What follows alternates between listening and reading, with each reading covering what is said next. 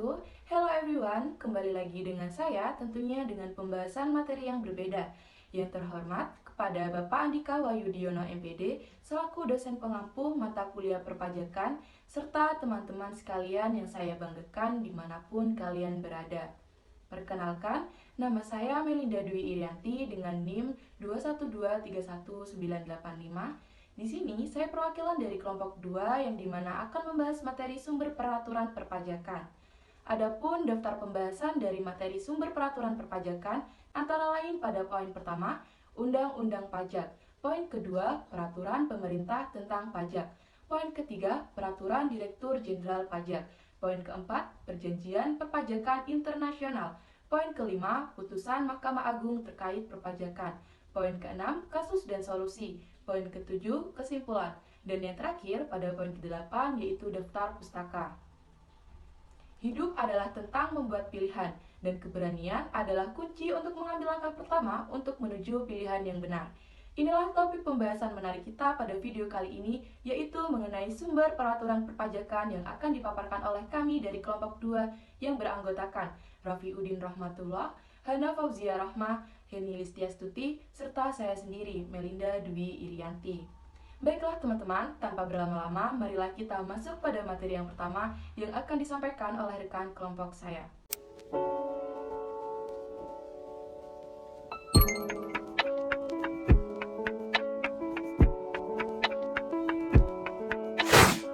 Undang-undang perpajakan disusun sebagai pedoman untuk berbagai pihak, khususnya bagi wajib pajak dalam melaksanakan kewajiban pajaknya. Dalam undang-undang perpajakan juga diatur sistem, yaitu mekanisme dan tata cara perpajakan yang mengatur sistem self-assessment. Landasan hukum pemungutan pajak terdapat pada Undang-Undang Dasar 1945 Pasal 23 Ayat 2 yang berbunyi, segala pajak untuk keperluan negara berdasarkan undang-undang. Adapun undang-undang yang mengatur perpajakan di Indonesia yaitu diantaranya 1. Undang-Undang Nomor 9 Tahun 1994 tentang Ketentuan Umum dan Tata Cara Perpajakan. 2. Undang-Undang Nomor 10 Tahun 1994 tentang Pajak Penghasilan atau Undang-Undang Tahun 2020.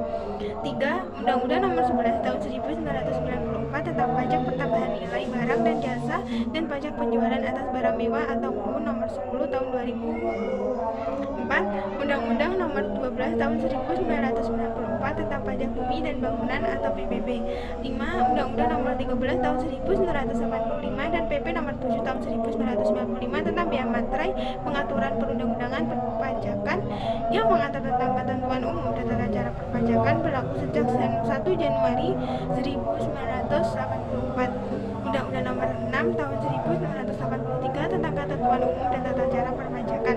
Pada UU Nomor 6 Tahun 1983 di dalamnya tertuang mengenai ketentuan yang menjunjung tinggi hak warga negara dan kewajiban perpajakan sebagai warga negara, sedangkan pada Undang-Undang Nomor 8 Tahun 1983 mengatur tentang ketentuan umum dan tata cara untuk pajak pertambahan nilai barang dan jasa dan pajak penjualan atas barang mewah.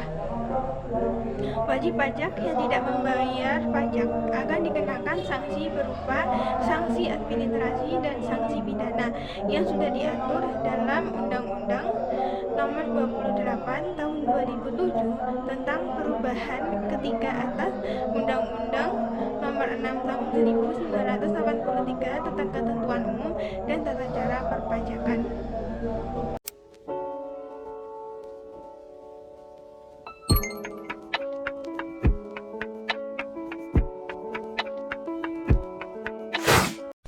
Hai, saya Melinda Dwi Irianti dengan nomor induk mahasiswa 212311985. Dalam kesempatan video kali ini, saya bertugas untuk menjelaskan materi pada poin kedua, yaitu mengenai peraturan pemerintah tentang pajak.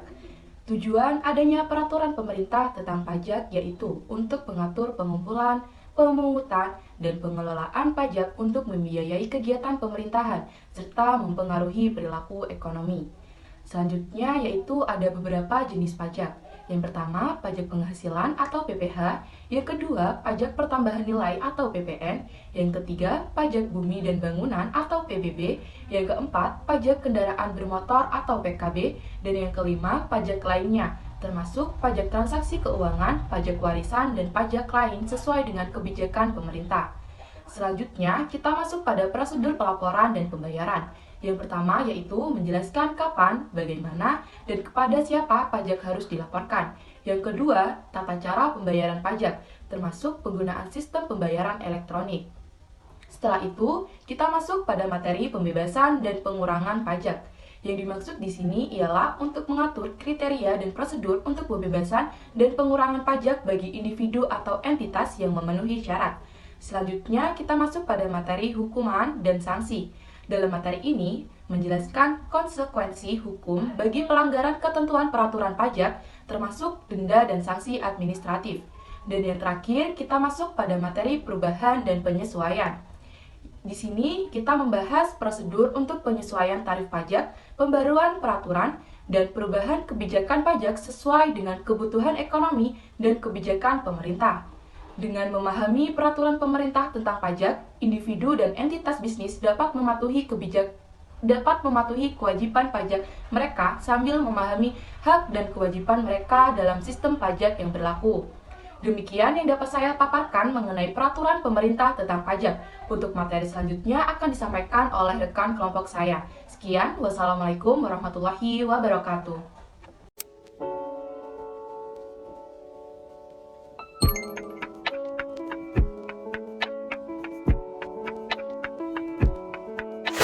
Assalamualaikum warahmatullahi wabarakatuh. Perkenalkan, nama saya Rofitun Rahmatullah, NIM saya 2123319.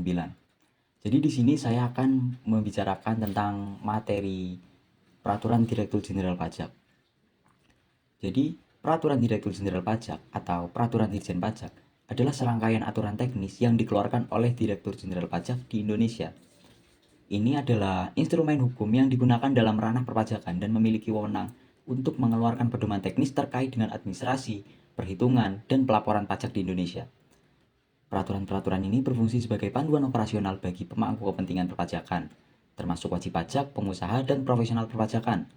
Mereka memberikan penjelasan rinci tentang berbagai aspek perpajakan, termasuk prosedur pelaporan, penghitungan kewajiban pajak, keringanan pajak, insentif pajak, serta berbagai ketentuan teknis lainnya yang berkaitan dengan perpajakan. Dalam prosesnya, Peraturan Direktur Jenderal Pajak dibuat dengan mempertimbangkan berbagai faktor, seperti ketentuan undang-undang perpajakan yang ada, perkembangan ekonomi dan bisnis, serta kebutuhan administratif. Mereka juga seringkali mengikuti praktik internasional dan berupaya untuk meningkatkan efisiensi serta keadilan dalam sistem perpajakan. Salah satu tujuan utama dari Peraturan Direktur Jenderal Pajak adalah memberikan kejelasan kepada para pemangku kepentingan perpajakan mengenai tata cara penerapan hukum perpajakan dalam konteks yang beragam. Hal ini membantu mengurangi ketidakpastian dan meminimalisasikan risiko non-kompliansi yang dapat mengganggu stabilitas dan keberlanjutan sistem perpajakan. Proses penyusunan Direktur Jenderal Pajak biasanya melibatkan kajian mendalam terhadap implikasi praktis dari kebijakan perpajakan yang diusulkan, serta konsultasi dengan para ahli perpajakan, pemangku kepentingan, dan masyarakat umum. Langkah-langkah ini dirancang untuk memastikan bahwa peraturan yang dihasilkan memperhatikan kepentingan semua pihak yang terlibat dalam sistem perpajakan.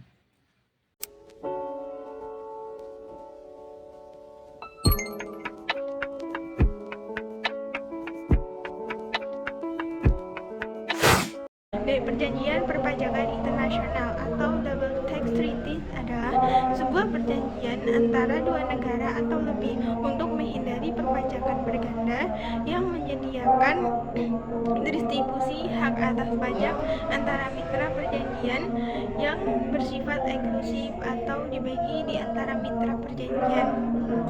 Biasanya model treaty yang sering dijadikan model adalah OECD model dan UN model. Indonesia sendiri sudah memiliki 69 treaty dengan negara lain.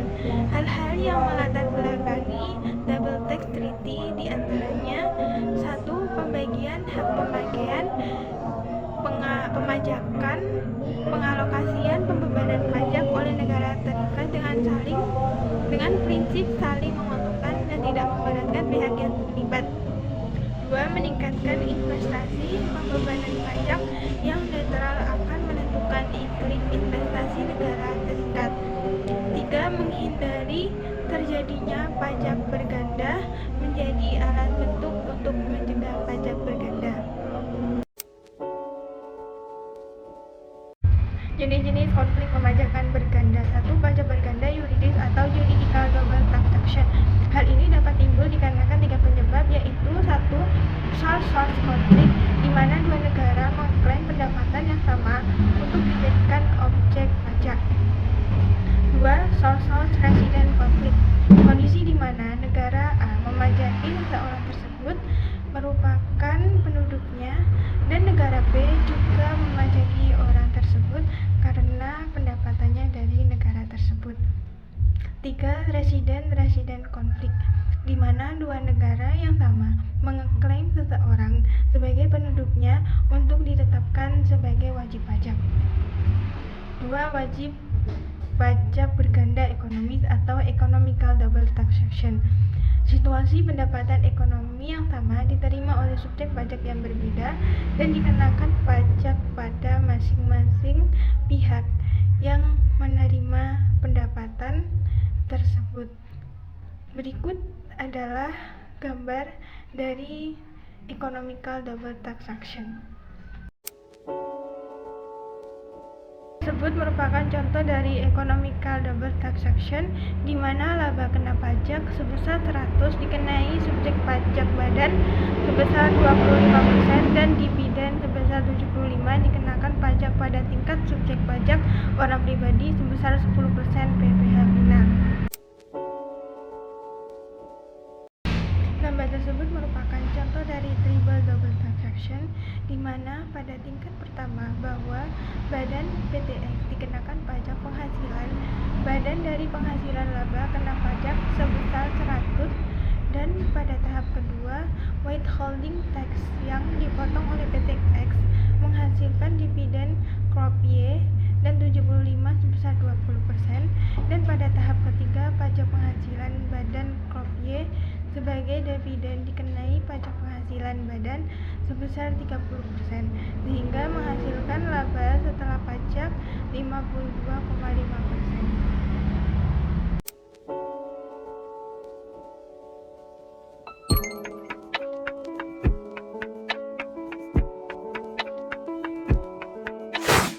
Oke, selanjutnya di sini saya akan menjelaskan materi tentang putusan Mahkamah Agung terkait perpajakan.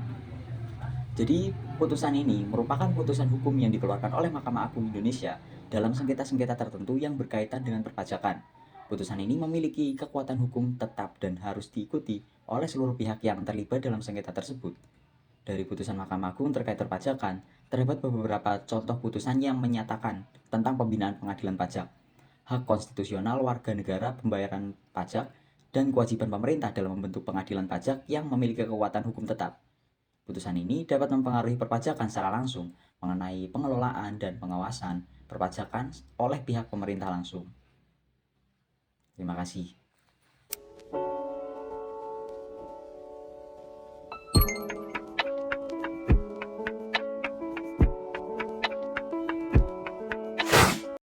Assalamualaikum warahmatullahi wabarakatuh. Perkenalkan, nama saya Heni Listiastuti dengan nomor induk mahasiswa 21231951. Di sini saya akan membahas mengenai kasus dan solusi dari sumber peraturan perpajakan. Untuk kasus pertama yaitu kurangnya manajemen, pengetahuan, dan perencanaan pajak yang baik. Berdasarkan data pada tahun 2019 pada konsultan pajak PT Kadena Sinar Solusi, terdapat 66 dari 112 klien yang tergabung dalam perusahaan tidak memiliki manajemen dan pengetahuan terkait perencanaan pajak yang baik, terutama bagi perusahaan perdagangan yang hanya melakukan perhitungan PPh pasal 21 karyawan dengan metode net tanpa mempertimbangkan beban pajak yang timbul dari penggunaan metode tersebut. Untuk solusi dari kasus pertama ini yaitu konsultan melakukan perencanaan pajak yang baik yang mana dapat meminimalkan beban pajak yang dibayarkan.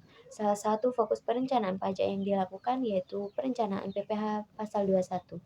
Salah satu solusi yang dapat dilakukan yaitu dengan menggunakan metode gross atau ditanggung karyawan dalam perhitungan PPh pasal 21 karyawan. Perhitungan pajak dengan metode gross ini tidak menimbulkan kewajiban tambahan bagi perusahaan untuk menanggung PPh pasal 21 karyawannya. Selain itu, juga tidak ada penambahan biaya dalam komponen gaji atau tunjangan pajak. Konsultan pajak di sini diharapkan untuk selalu update dengan peraturan perpajakan yang berlaku saat ini dengan mengikuti seminar, pelatihan, atau mengikuti organisasi untuk dapat memberikan perencanaan yang baik kepada klien. Untuk kasus 2 yaitu dicabutnya Peraturan Menteri Keuangan Nomor PMK 210 garing PMK 010 garing 2018. Peraturan ini membahas tentang perlakuan perpajakan atas transaksi perdagangan melalui sistem elektronik. Penerbitan peraturan ini dikhawatirkan akan memunculkan persepsi yang keliru di tengah masyarakat, serta dikhawatirkan dapat menimbulkan kepanikan pelaku usaha perdagangan digital, terutama kepada para pedagang yang berjualan pada wadah penyedia pasar elektronik karena mereka merupakan target dari sasaran maaf merupakan target sasaran dari peraturan ini. Namun peraturan ini dinyatakan tidak berlaku lagi yang pada awalnya sempat berlaku dan peraturan ini telah dicabut oleh Peraturan Menteri Keuangan Nomor 31 garing PMK 010 2019 tahun 2019.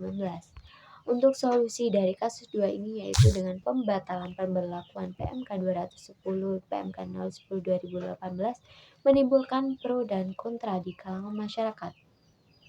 Ada dua hal yang menyebabkan perbedaan persepsi tersebut, yaitu kurangnya pemahaman akan adanya jenis pajak baru atas transaksi dalam e-commerce dan kurangnya sosialisasi kepada masyarakat. Solusi yang dapat dilakukan antara lain dengan memberikan sosialisasi secara masif dan berkesinambungan kepada masyarakat. Selain itu juga perlu ditekankan bahwa tujuan dari diberlakukannya peraturan ini untuk memberikan perlakuan yang setara atau bahkan memberikan rasa keadilan antara pedagang konvensional dan pedagang digital. Selanjutnya, untuk kasus ketiga yaitu kebijakan insentif pajak di tengah wabah COVID-19 di Indonesia. Wabah pandemi COVID-19 membawa dampak yang sangat besar bagi perekonomian di Indonesia. Terdapat pemutusan hubungan kerja atau PHK maupun dirumahkan mencapai 3,5 juta lebih, yang artinya situasi ini sangat berdampak terhadap kontribusi penerimaan pajak negara. Dapat dilihat dari gambar di atas, penurunan pertumbuhan ekonomi di Indonesia terjadi di kuartal 2, yakni sejak masuknya pandemi COVID-19. Perekonomian Indonesia mengalami penurunan hingga minus 5,32% YoY dengan produk domestik bruto sebesar 3.687,7 triliun dan penurunan ekonomi tersebut masih berlanjut di kuartal 3 dan kuartal 4. Pemerintah yang juga kerepotan dengan adanya wabah ini tidak ingin kehilangan sumber penerimaan negara melalui pajak. Dengan adanya penerimaan negara dari pajak ini dapat membantu penanganan wabah COVID-19, namun di sisi lainnya pemerintah juga tidak ingin memberatkan rakyatnya yang sedang dilanda kekacauan ekonomi. Solusi dari kasus ketiga yaitu dalam rangka mengupayakan pencapaian target penerimaan pajak, pemerintah merevisi insentif pajak untuk tahun 2020, yaitu dengan dilakukannya perombakan dalam kebijakan mengenai insentif pajak. Pemerintah juga memberikan pembebasan atau pengurangan pajak tertentu bagi sektor-sektor yang terdampak langsung seperti industri pariwisata, perhotelan, dan sektor lainnya yang mengalami penurunan pendapatan. Pemerintah juga memberikan perpanjangan jangka waktu pembayaran pajak bagi wajib pajak, serta pemerintah memberikan stimulus ekonomi kepada pelaku usaha, juga melakukan peningkatan pengawasan dan penegakan pajak dalam memastikan kepatuhan wajib pajak, sehingga sumber pendapatan negara tetap terjaga meskipun terjadi penurunan aktivitas ekonomi akibat pandemi. Selanjutnya mengenai kasus keempat yaitu pemblokiran pengusaha ekonomi digital atas cross-border transaction sebagai upaya perubahan skema PPN. Para pelaku usaha berteknologi digital, terutama perusahaan teknologi besar, seringkali melakukan transaksi lintas batas tanpa memiliki kesadaran fisik di negara tempat mereka beroperasi. sehingga hal ini memungkinkan mereka untuk menghindari kewajiban perpajakan yang biasa dikenakan pada usaha konvensional. Hal ini menjadi tantangan besar bagi pemerintah Indonesia untuk membuat regulasi yang sesuai, karena dengan kurangnya regulasi yang sesuai akan membuat para pelaku usaha digital tidak membayar PPN atau membayar sejumlah pajak yang tidak sebanding dengan pendapatan yang mereka dapatkan. Solusi untuk kasus keempat yaitu dalam rangka memperbarui skema PPN agar sesuai dengan realitas bisnis digital saat ini, pemerintah melakukan beberapa langkah, yaitu dengan pemblokiran akses atau layanan dari perusahaan ekonomi digital yang tidak mematuhi kewajiban perpajakan di Indonesia. Pemerintah juga melakukan kerjasama untuk bertukar informasi mengenai perpajakan, negosiasi perjanjian pajak bilateral maupun multilateral, memperbarui regulasi perpajakan domestik untuk mengakomodasi karakteristik bisnis digital, serta meningkatkan penegakan hukum perpajakan dan sanksi yang tegas bagi pelanggar aturan perpajakan yang berlaku. Untuk kasus kelima yaitu urgensi pengaturan tax avoidance dalam peraturan perpajakan di Indonesia. Penghindaran pajak atau disebut tax avoidance adalah tindakan yang dilakukan wajib pajak baik perorangan maupun badan ataupun perusahaan yang bertujuan untuk meminimalkan jumlah beban pajak secara legal. Praktik tax avoidance tidak dibenarkan. Praktik ini memanfaatkan celah dari undang-undang yang ada, sehingga praktik ini akan berdampak serius pada penerimaan negara. Ini bisa mengurangi penerimaan pajak negara, membatasi dana yang tersedia untuk pembangunan infrastruktur, layanan publik dan program sosial, menciptakan ketidaksetaraan dalam sistem pajak, dan memberikan keuntungan tidak adil bagi perusahaan yang patuh. Beberapa contoh perusahaan di Indonesia yang diketahui menerapkan praktik tax avoidance antara lain yaitu PT Bentol International Investama Tbk, PT Adaro Energi Tbk, serta PT Coca-Cola Indonesia. Solusi dari kasus kelima ini diperlukan adanya pembaruan sistem perpajakan yang ideal dan kuat oleh pemerintah. Pembaharuan tersebut dapat dilakukan melalui revisasi otoritas pajak serta pembentukan peraturan perundang-undangan yang baru dalam satu payung hukum sendiri. Revisasi otoritas pajak didefinisikan sebagai proses restrukturisasi atau reformasi terhadap lembaga atau badan serta sumber daya manusianya untuk meningkatkan efisiensi, transparansi, dan efektivitas dalam pengumpulan pajak serta menangani pelanggaran pajak. Diharapkan dengan adanya revisasi otoritas pajak yang tepat dapat meningkatkan penerimaan pajak negara dan memperbaiki kepatuhan pajak secara keseluruhan. Mungkin itu saja dari saya. Wassalamualaikum warahmatullahi wabarakatuh.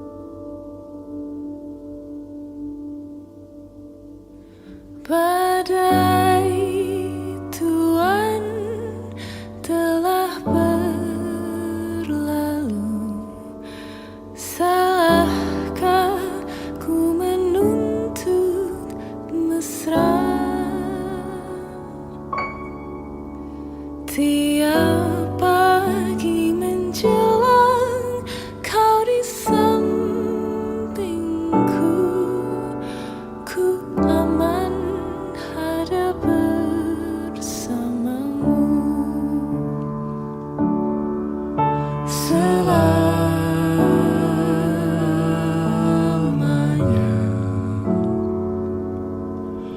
sampai kita tua, sampai jadi debu, ku dilihat yang satu, ku di sebelahmu.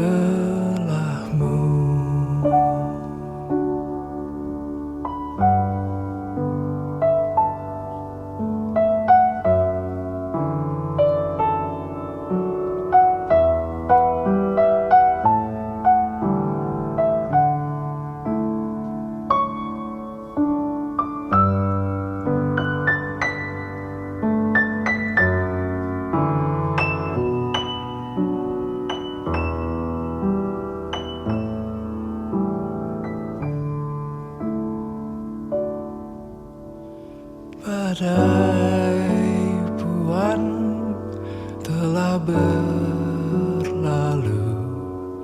salahkah ku menuntut mesra?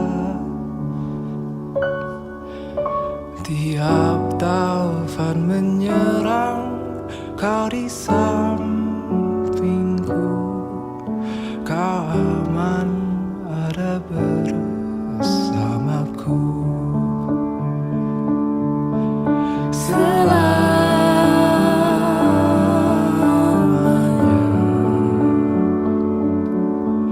sampai kita tua,